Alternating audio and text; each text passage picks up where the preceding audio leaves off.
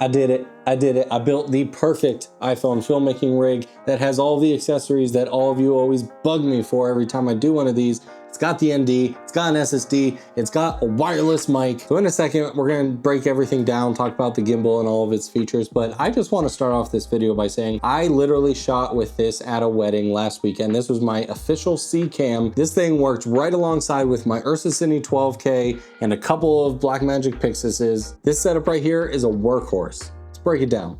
Filming yourself has become one of the most crucial but also difficult parts of content creation. And if you don't have someone helping hands or paws to hold your camera, it can be pretty difficult. But thanks to products like the DJI Osmo 7 and 7P, things have gotten a lot better over time. So I may be definitely late to the party, but I'm checking out the DJI Osmo Mobile 7 and 7P and seeing if they can bring me one step closer to my ultimate favorite mobile iPhone setup. Now you could say these two gimbals are practically twins. They share most of the same specs in terms of what their carrying weight capacity is, battery life, the majority of their buttons. There's only a couple differences that may swing you one way or the other. Now the base 7 is there because it is a fantastic price. For under $100, you can get a awesome mobile gimbal that's going to be able to carry up to 300 grams of capacity. Now over on the 7P,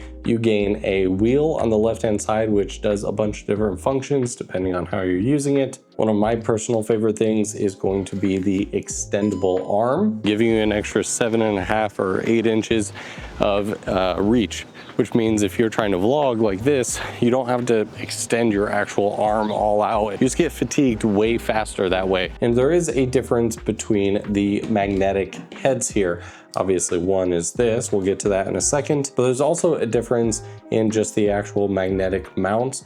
The one that comes with the multifunctional module, this one's definitely a bit beefier when it comes to how it grips onto the phone. The way they have it designed is it's actually not pressing down on anything, or else you'd be seeing Siri going crazy on the front. Now, let's say you do pick up the regular 7, but at some point you want to add the multifunctional module. You can get this set up separately by itself and utilize it on your regular 7 there. All right, so right now I'm gonna turn the tracking on and I wanna see if it will continue to track me as I go behind this car and then come out the other side, because that's where a lot of these little AI trackers tend to mess up. I wanna see if it's able to find me. So obviously it should not have a problem in the beginning of the clip, finding me, tracking me, going this way, and then I'm gonna start to walk. I'm gonna go behind the car, come out the other side. Is it able to, oh, it looks like it did. Looks like it found me. And now it's tracking me back. That is doing a pretty sweet job. All right, I'll see you later. And then got to do the dumb vlogger thing of running back to the camera after walking away from it.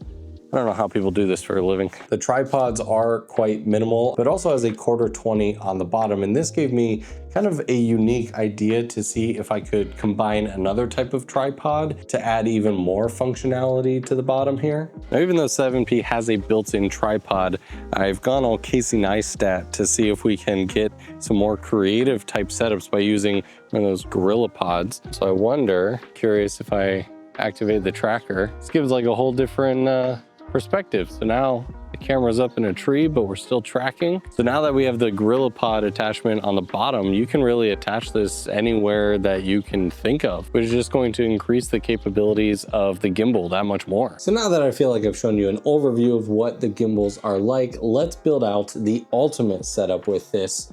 Starting, of course, with the 7P. We've got the iPhone 16 Pro Max, of course, with the 7P's phone clamp on here, and the phone is sitting inside the new 𝗬𝗪𝗍𝒻 Pro case by Polar Pro, because that is what's going to give us our ND filter that you all keep commenting about in all of these phone setups. Anyway, line these magnets up, flip that up, easy enough. Now we're going to add this 𝗬𝗪𝗍𝒻 16 2 to 5 stop ND with also a black Pro Mist filter, because you guys know how much I love the misty filters.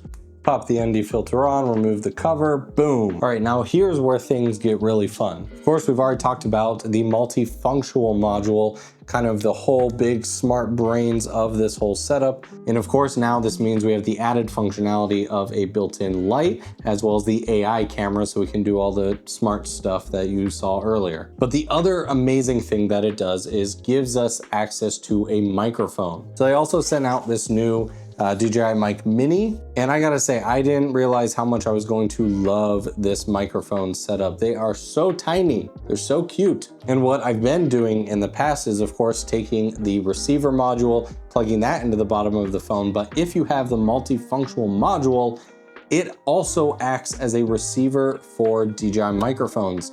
And if you've watched a bunch of the videos at launch of this gimbal, only the DJI Mic Mini was supported for this to be the receiver for. But as of a couple weeks ago, this whole thing got a nice little software and firmware update to where now you can use the DJI Mic 2s as well, giving you 32-bit internal recording on a lav microphone and being able to go to the receiver of this. So we have our microphone without adding anything to the overall build, which is so different than all of our other setups, because utilizing a microphone often got in a way of connecting anything else. So we can keep going. Because here's the thing, we want this to be the perfect setup, and this is the first gimbal that is going to allow us to do that, and that means we want an SSD, but super small and compact, and it works for this setup.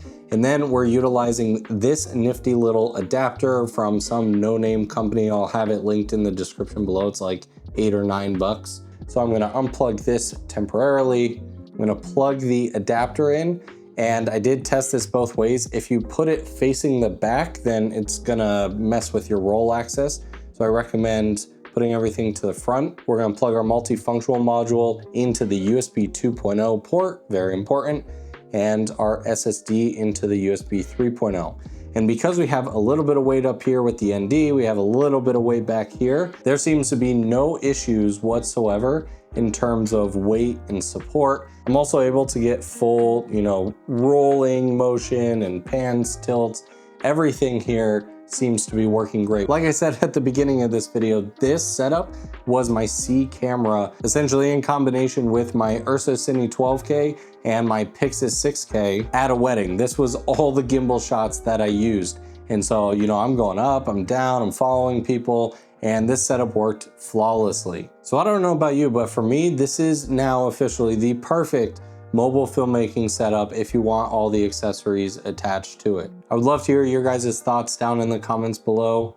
Thanks so much for watching. I'll see you guys in the next one.